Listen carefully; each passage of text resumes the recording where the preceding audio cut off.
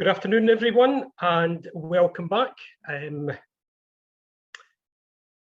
next speaker, Dr. Alan Macniven from the University of Edinburgh Department of Scandinavian Studies, I believe. Is that correct? Yes, thanks. Looking somewhat different from the photograph that was posted earlier. You've lost your beard. So have I. So Alan's going to be telling us about some of the economic and coin-related connections between northern Scotland, the Northern Isles, and the Viking homelands. So, Alan, I will invite you to share your screen and make a start, please.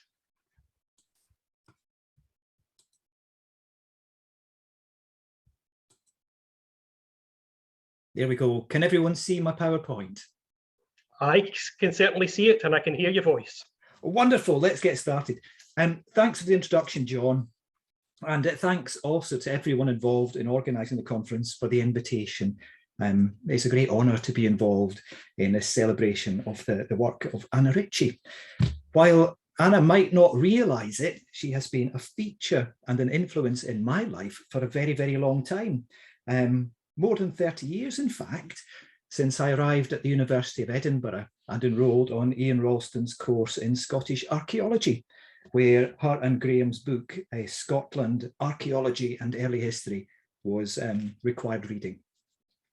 Now, those are both topics which I hope to develop today. Like Anna, I have an interest in the story of the Viking episode in Scotland's history. This is a book which, if it were written, would have many, many chapters. And what makes it really interesting and exciting is the chapters are not based on detailed narrative accounts from the time when these events were taking place, but rather on a range of other different kinds of evidence, silent evidence, archaeology being the main one, of course, but archaeology is not the only type of artifact of human culture. There are others. And what I want to talk about mostly are the names of places and how these can help us to reapproach and reassess some of the, some of the narratives and some of the themes which have been laid down by our peers in the archaeological community. I want to focus, if I can, on the economic aspect of Norse society in early medieval Scotland. And we'll see exactly what I mean by that in just a little while. Now, place names, I suppose, are a bit like the unpolished diamonds of Scotland's cultural heritage. But when you've selected the right ones and when you've finessed them and polished them, they can offer a multifaceted approach and window onto Scotland's past societies and their economic outlook and priorities. When it comes to the Norse, aka the Vikings in Scotland, we are lucky to have quite a large corpus of surviving place name material, which can be traced to Norse activity, Norse cultural heritage. This is not news, it's been studied for a long time. Scholars from Nicolaisen onwards have been able to show how this material can help give us an umbrella picture of what was happening during the period of Norse activity and Norse settlement. We have indications, I suppose, of meta-developments in settlement history. Certain types of place name point to early land-taking type colonial activity. Staðir, for example, in the West Highlands and Islands. Other elements, such as Bolstaðir, seem to point to an expansion or intensification of settlement. In more recent years, I myself have looked into some of these elements with regards to the island of Islay, and I can confirm more or less what they're saying and maybe add just a little bit more detail. Bolstaðir, for example, in an Islay context, looks like it is a name element which is proliferating during a period of political or economic restructuring, where larger estates are being apportioned and handed out. We can't be entirely certain when or why this happened, but a good guess, I think, would be at some point, maybe after the beginning of the kingship of Man and the Isles, of which Islay was a part. Now, beyond these meta indications of settlement historical developments, working with place names can be rewarding, but it can also be very, very challenging, especially in a Scottish context. We have to deal, of course, with a layer cake, a convoluted pattern of different languages and different name types and different relationships, which can be tricky to untangle and make sense of. But beyond that, even if we do arrive at a usable body of place name material, we have to bear in mind that while place names originate in language and in standard word material, the language of place names, certainly the language of Scandinavian place names from the Viking Age and the way they were used in Scotland, is very different to language in general. For a start, the vocabulary encountered is very limited. The way in which it can be combined in place names is also very limited. There's very little real creativity in this material. Much of it comes in the form of cultural baggage, which has been brought as a comfort, a home comfort, by Scandinavian settlers arriving in the Highlands and Islands of Scotland. If we are lucky enough to identify a body of surviving material, which is likely to come from the Viking Age and Scandinavian activity, we're also left with the problem of figuring out how old it is. Because unlike the Scandinavian homelands, where the namescapes presumably developed over many hundreds, if not thousands of years, evolving and developing over time, in Scotland, the settlers arrived with their handy notebook of how to do place names, with their conceptual preconceptions of what place names were, what they could be, and where they should be used. Another huge problem, which shouldn't be underestimated and shouldn't be played down, is the simple task of identifying which place names, particularly in the West Highlands and Islands, are likely to be Scandinavian in origin, as opposed to Scottish Gaelic or even modern English. Now, we're quite lucky these days in that the range of place name resources available to us has increased dramatically. When Nicolaisen produced his maps of place name distribution, he was working with Ordnance Survey material in paper form, looking at a 1 inch to the mile maps, a laborious process prone to error and confusion. Nowadays, we can simply download a fantastic resource, the GB 1900 data set, which was a crowd-sourced project which extracted all the names on the second edition Ordnance Survey 6 inch to the mile maps and put them in a very handy spreadsheet format. Now, as you might be able to tell from my slide here, if we're looking for a starting point for names that could derive from, for example, Old Norse Dalar or valley in Scotland, you can't simply run a search for the word Dalar. You won't find much of use if you do that. Instead, it has to be coded laboriously in a very inclusive way, which is what this collection of letters and symbols indicates in the bottom right-hand corner. But once you've done that, you don't have a guarantee of Scandinavian place name material. You just have a massive spread of dots, some of which could be Scandinavian and others might not. And there is a process which I would suggest we could follow to narrow that down, but that's the subject of another paper and another talk. Now, in terms of trying to extract useful information from the place name material on the economy of Scandinavian Scotland, I think it's very important that we start with some societal context. And I think it's important here that we go back to the period before or just as the Scandinavian expansion overseas was beginning in the 8th century. Now, this was very different to the kind of society that we are familiar with today. It can be called a heroic society, not because everyone who lived in it was super brave and good at fighting and saving their friends, but because they placed great store on the concept of the great hero and certain kinds of behaviours and demeanours. It was a society not of the highly centralised Christian kingdoms that we see appearing in the later Middle Ages, but of smaller polities ruled by warrior kings and their elite retinues of trained warriors.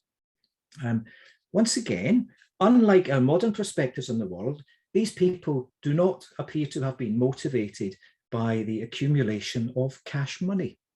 There were no banks to put it in. You couldn't simply pop on your iPad and surf over to eBay or Amazon to spend any money, even if you had it. Instead, we're talking about a subsistence economy where the real wealth of any given individual was not necessarily in the material objects they possessed, but in the alliances and the support of other people that they could garner through a process of gift giving. This doesn't mean that trade, the exchange of goods for other goods, and sometimes even for silver, didn't take place. In fact, we have good evidence that it did in a number of different locations throughout the Scandinavian world and in a number of different ways, simply that it wasn't happening in the way that we would recognise today. It was happening as part of the exchange of elite goods to aid in participation in the prestige economy. There was no free or open market in consumer goods. There were no corner shops. Things were not readily available to buy and sell. Now, this kind of economy is known as a socially embedded economy, and it is predicated on what anthropologists call a reciprocal gift exchange. And this is a term which encompasses a process of social subordination. The giving of a gift in these circumstances is not an act of altruism. It is a demonstration of social power. If your gift is accepted by someone else, then they're faced with a choice. They must either reciprocate with a gift of equal or greater value, or accept you as their social superior.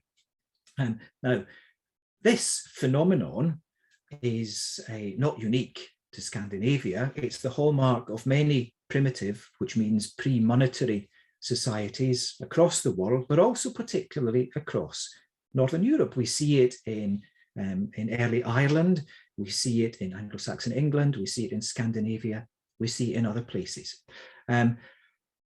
There's good evidence from Ireland, written evidence in fact, of some of the forms that this social subordination might take. The gifting of herds of cattle, for example, to subordinates would result in the expectation of some kind of fealty, military service, payment of tax or render of goods, that kind of thing. But reciprocal gift exchange might not be something that involves the immediately obvious reciprocation of the gift of goods. For example, a chieftain might control the production and consumption of foodstuffs within their sphere of influence. They might have food gathered and distributed or prepared in the form of meals to give to their followers. There might be no immediate payment for this, but instead you would have the abstract obligation to continue to support this leader and to serve them in the way that presumably had been previously agreed. Now, in Germanic tradition, and this is something that can be seen in the Anglo-Saxon and Old Norse traditions, there is an association of people of status, of office holders in the social hierarchy, with the distribution of essential foodstuffs. The English nouns lord and lady, for example, in their aristocratic forms, originate from Old English ancestors, which mean the guardian of the loaf and the baker of the dough, which makes the loaf. That's the lord and the lady. And there are clear cognates in Old Norse, although these seem to have changed use at some point during the Iron Age. And also, I think it's important to remember when we're talking about these people and their households, we're not necessarily only talking about their immediate families and relations and servants and slaves.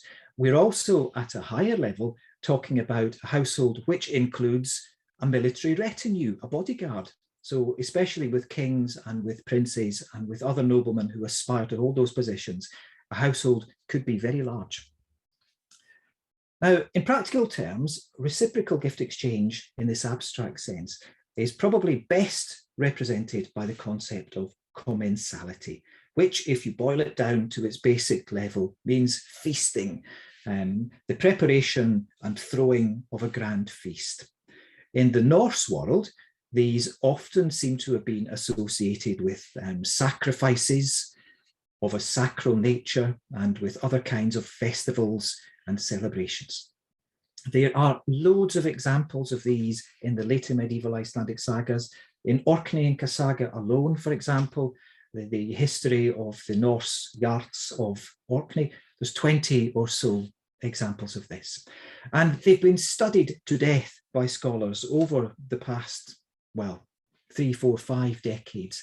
Zori et al., for example, in 2013, managed to typecast these feasts in 2 broad categories.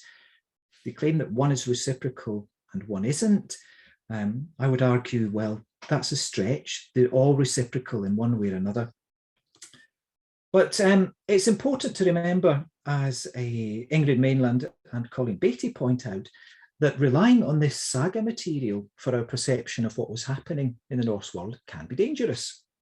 The saga material is notoriously formulaic. We could see these stories, in fact, as Lego houses, where every block is a cliche or a trope or a variation on a theme. You may pick out feasting as your example of choice, but you could go for house burnings instead. Now, fortunately, over the past 20, 30 years, there has been a substantial amount of archaeological work which has revealed actual material, physical evidence for this kind of feasting activity. This has happened across the Scandinavian universe, from the Scandinavian homelands themselves to Greenland, but also in Scotland. And we can see the reflexes of feasting in the form of kitchen middens, packed full with bones of various different types, which point not just to the simple subsistence diets of a long-term population, but to, extensive and elaborate eating, ritualized eating, in fact, at sites in the Hebrides and in the mainland and in Orkney and Shetland, sites such as the Broch of Bursey, for example, the Earl's Boo at Orpheum and the like. Now, recently, Mainland and Beattie have looked into this and collated the information in a bit more detail, and I believe there are further publications afoot on that front. But it seems from analysis of the middens and the types of bone that are found in them that at high status sites, there was a proclivity for the consumption of certain kinds of meat, usually prime cuts, lots of cow meat, sheep meat, but also pig meat, which seems to have been the food of choice at sacrificial feasts at Blot. And in the late Norse period and into the later Middle Ages, we see the admixture of a new kind of prestige meat, poultry, and especially things like chicken, which are a late development. Mainland and Beattie have argued that the accumulation of this debris is not just a byproduct of status. So we don't just find it because rich people were eating good meat. They argue it is an active manipulation of production and consumption, and it demonstrates the mechanisms by which the farmer republics of first millennium AD were transformed into petty kingdoms. And in Orkney, for example, this probably reflects on a point where the power and the reach of the earldom was expanding and growing. But I would argue that we could maybe add a little bit of nuance to that. And I would suggest that the key lies in two things. The first, a broadening of our context, if we look at what's happening in the Hebrides about the same time. And the second thing, which is my work in progress, an analysis of surviving place name material. Now, in the Hebrides, around the same time as the earldom of Orkney is growing and expanding, we see the appearance and the expansion of a rival polity, the Lordship of the Isles, a polity otherwise known as the Kingdom of Inchigal, the Kingdom of the Foreigners, the Scandinavian foreigners in Britain. A fascinating place, a place which has in its latter day political and military practices clear antecedents in Scandinavian activity and the kind of things that the Scandinavian heritage communities seem to have been doing in previous centuries. If we look, for example, at the famous West Highland grave slabs, we see a focus on the warrior, the elite warrior, and also the significance of not just military power, but naval power based around the twin-prowed clinker-built Berlin, which is a West Highland development from Viking Age Scandinavian naval architecture. We can see it there in the seal of Angus More MacDonald, one of the early rulers of the Lordship of the Isles. Now, this polity was of great interest to the powers in mainland Scotland and England in the later Middle Ages. It would have provided a backdoor to the English for attacking the Scots, but also likewise, it would have provided a route by which the Scots could have attacked English interests in Ireland or further south. And so both sides prepared reports, sometimes very detailed, on the military traditions and strengths of the area. The English, for example, noted in the middle of the 16th century that the Lords of the Isles could raise substantial armies. 8,000 fighting men are noted in 1545, 3,000 of whom are described as gentlemen warriors. And that's significant. That means these are not just militia, they aren't peasants pulled away from farming and harvesting. These are a class, usually hereditary, of professional trained warriors who expect payment in one form or another for their services. And this is not a random account. We see this kind of tale repeated time and time again. We see it on the English side and the Scottish side.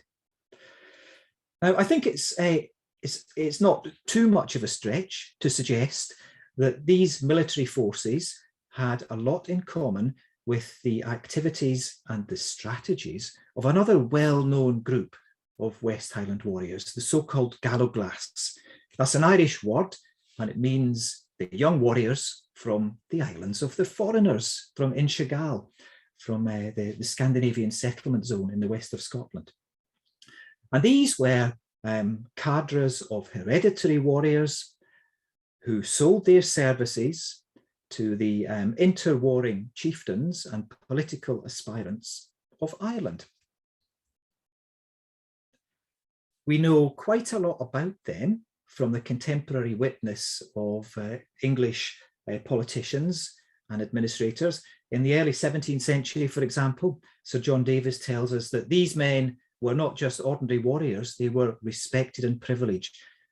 They were given land in return for their services. They were members of the landed elite.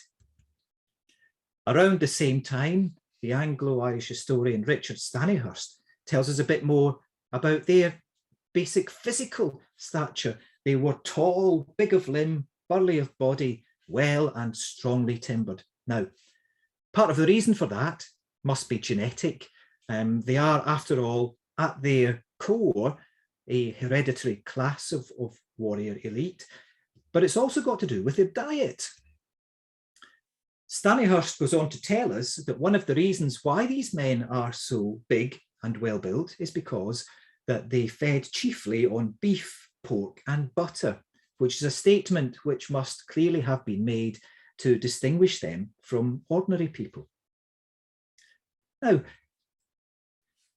it would be tempting to imagine if the Galloglass, if the military elite of the Isles are to an extent a relic from the Viking Age, maybe we can find traces of their activity and their support networks in the namescapes that survive. Maybe we'll be able, by looking for certain naming elements, to identify the economies which supported their activity. So if it's the production of pig meat, we might be looking for names with the Norse word svein in them.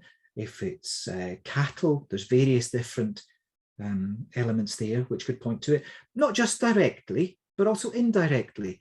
Cattle and byproducts of cattle, such as butter, smjör, but also associated phenomena, such as the cattle fold, areas where cows are gathered either for safety or for counting, or more likely in order to be either milked or taken away to be milked. The kvi is the most important one here. Now, given the difficulties of approaching and analysing name material in the West, this is a very unforgiving task. We can find some names which may have origins in, for example, Old Norse kvi. In Islay, for example, there's quite a big landholding, which is familiar all the way back to the 16th century, and I think even earlier, Kunagari, which could potentially derive from a combination of Old Norse kvi and another Old Norse generic meaning enclosure, Garthur.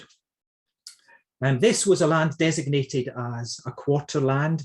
It had a book value and extent of 33 shillings and 4 pence to be paid annually.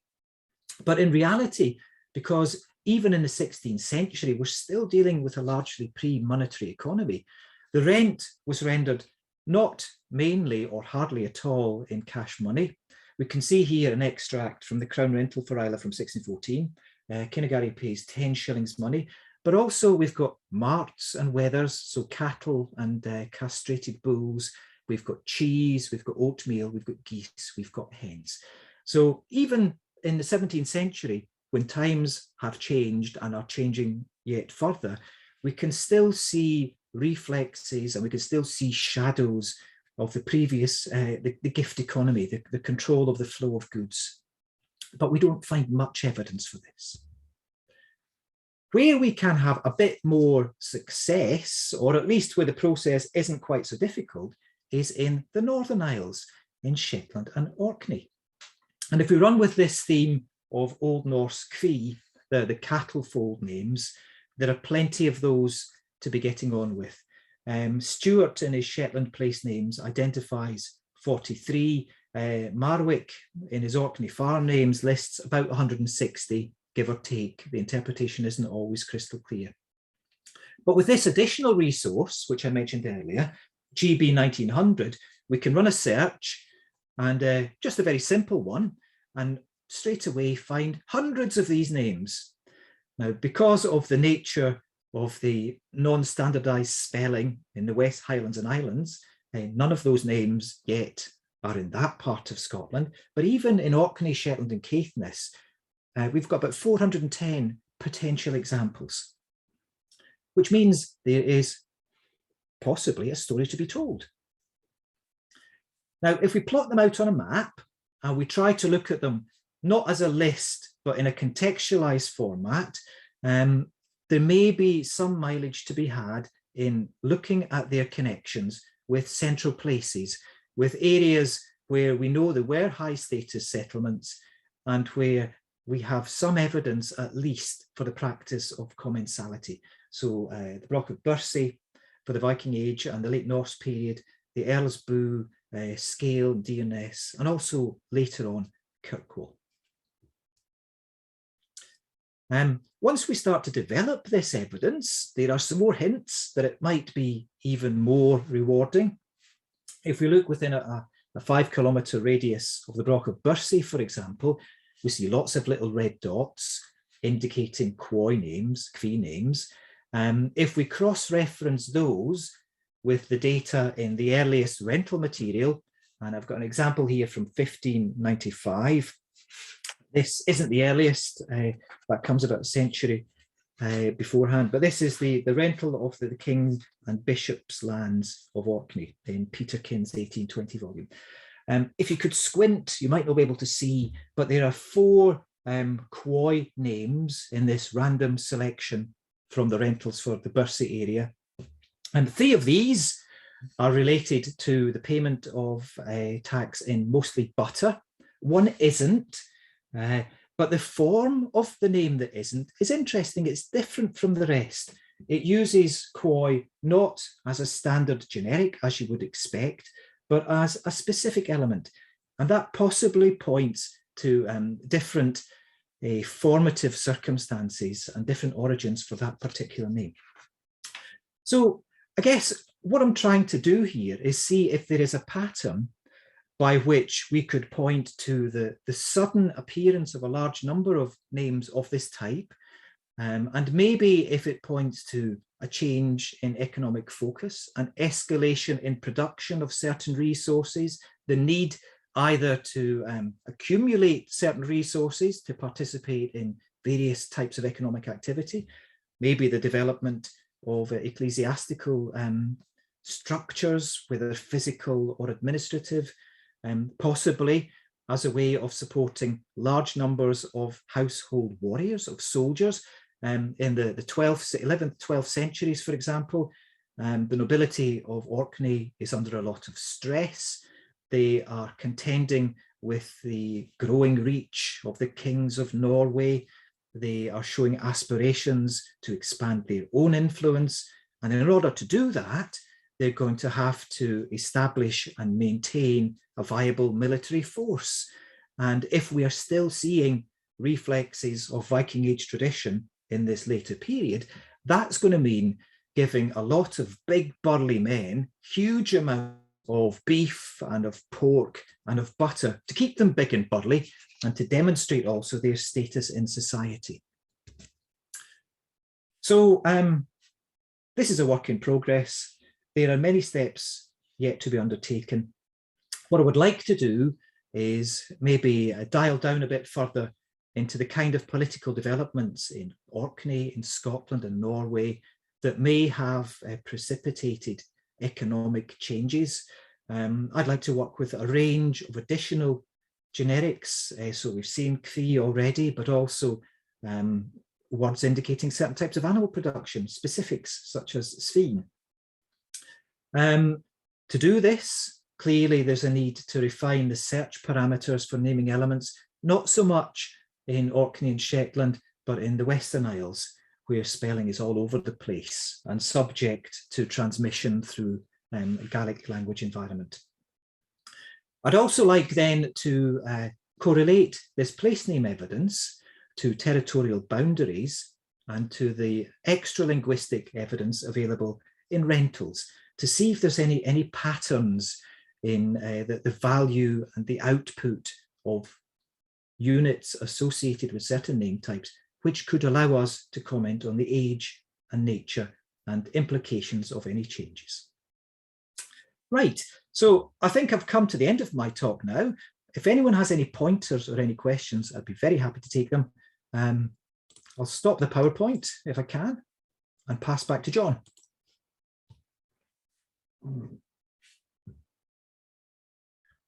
Thank you very much, Alan. That was fantastic, absolutely fascinating, bringing together of different aspects of evidence and then sort of going down into that to see what survived in the late and even post-Viking Age. It's absolutely amazing.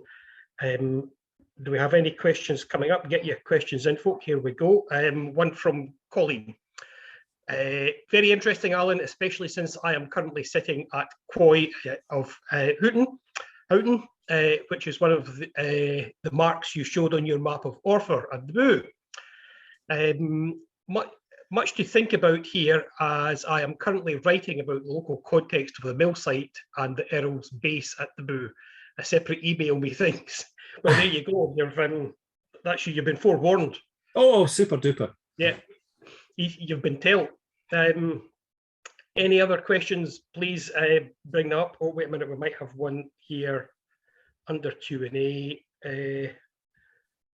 Right, one from, we'll get several coming into here. We've got fantastic talk, Alan. This is from Shirley Curtis Summers. Are you suggesting that the prime diet of the large men began during their childhood so they would attain peak stature? And do you think the increase in poultry was associated with getting around the rule to only eat quadrupeds on fast days? Right, thanks very much for that, Shirley. Two questions there. The answer to the first one is, if we go back to the galloglass, we do have a contemporary witness from the later part of their active span, so the 16th and 17th century, and we're told by Irish authors that these, over time, the nature of the galloglass changed, but to begin with, and at their core, we're talking about a hereditary class of landed gentry whose profession is to eat, to get big, and to kill people. Later on, they accepted other less high-born, if you want to use that dreadful term, people into their service, but they were always the heart of it. And we're told by the Irish and English authors that they began their training at the age of 16. So you can imagine if they're training with heavy weapons, and the hallmark of the galloglass was heavy coat of chainmail armour on top of another heavy coat of felted wool with a conical steel cap, and almost a pole axe, a huge Dane axe on the end of an enormous big stick, or a two-handed sword. So they needed to be strong and they needed energy. I think we could maybe draw some tentative connections between that kind of observation and the finds at Balnakeil in Sutherland. I'm sure lots of you are familiar with that, but essentially we have a locally high status Scandinavian burial, the focus of which is a younger male body with an array of typical Scandinavian grave goods, including weaponry and the like. But I understand that osteological analysis of the skeleton has revealed that the muscle grooves on the right arm, so the sword arm, are substantially bigger on that skeleton than those on the left arm, which is suggesting that this body, which is of a relatively young individual, a teenager, even at an early stage, had been training hard with a heavy weapon and presumably eating lots of protein to grow big muscles, which then left the marks in the skeleton that we can see today. So if that kind of tradition persisted throughout the Viking Age, it certainly would match up with what we know about the galloglass. So that was the first question. The second one about religion and dietary restrictions, I mean, that's fascinating. Quite possibly, the way I understand it, all kinds of shenanigans were got up to circumvent the rules. I mean, there are accounts in hagiographies from Ireland, for example, of deer being described as so numerous in the forest that they must be like mushrooms. And of course, a mushroom is a vegetable, or a fungus anyway. So it's okay to eat that on a fast day because you're not offending God. So why not? We've got a further comment just thrown back in by Colleen here, saying earlier training with full-scale weapons could be suggested from the Balnakeil boys' burial. He was viewed as a man by the age of 12-ish. So there you go. Right. Oh, yeah. Something here from Christopher Brooke. Have you attempted to use fuzzy matching to interpret degree of membership as a statistical likelihood for place name elements within your master list? Yes. Now that is an excellent question. Excellent question, Christopher. And if I'm entirely honest with you, fuzzy matching is really exciting. It's also really difficult to do in certainly a West Highland context, because everything is so fuzzy to begin with, and you'd end up with just a massive blur.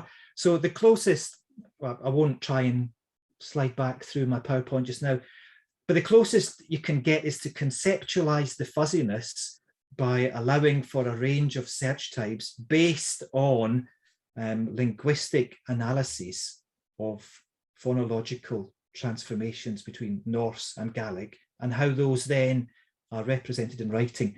And we've got some examples of this. Henderson, for example, produced a handy guide 100 odd years ago, and there are some later ones. it's really, I won't pretend it's easy to do. It's really difficult.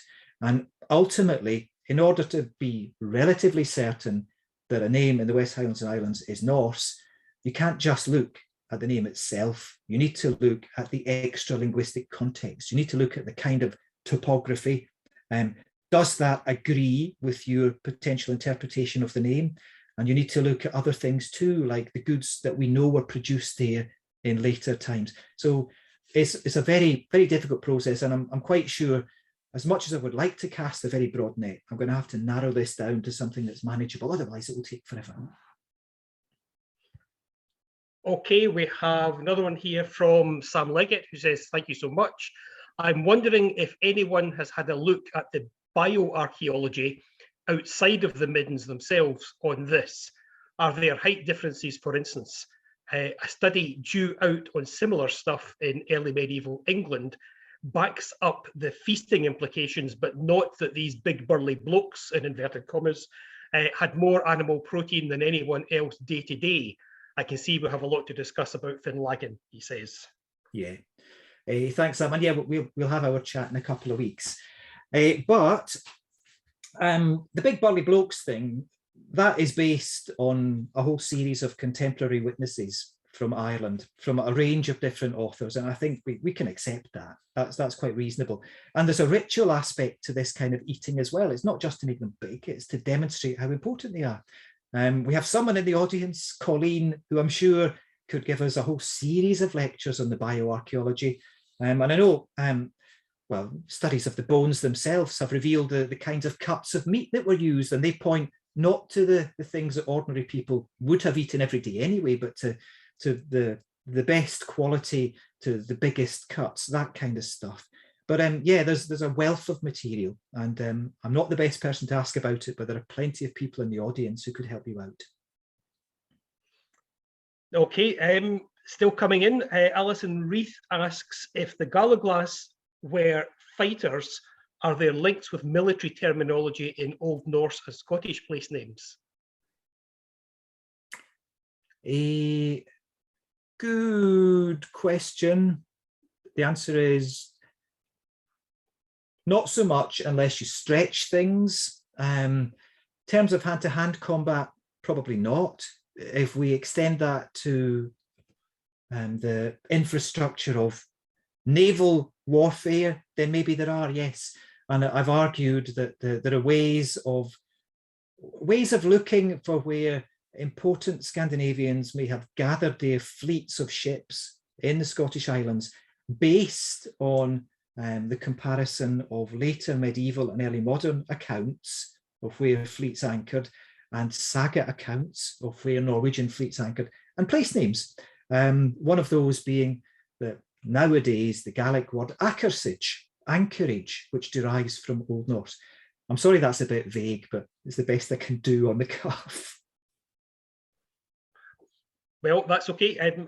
Alison, you can always join Alan in his chat room at the end of the afternoon and discuss that further. Another one here from Alan Fraser. Perhaps in place names, dialect pronouncing will give a better clue than modern spelling, e.g. Q being pronounced closer to WH. Yeah, thanks for that, Alan. That's quite right. In fact, it's a long-established part of standard onomastic methodology, so the study of place names, to look not just at the early written forms of the name, but wherever you can, to hear how the traditional local pronunciation sounds. And in most cases, they match up fairly clearly, but in some instances, there are slight differences which can suggest different origins for the names. That's quite right. So we need to take that into account. Very good. Well, I think that is the end of it.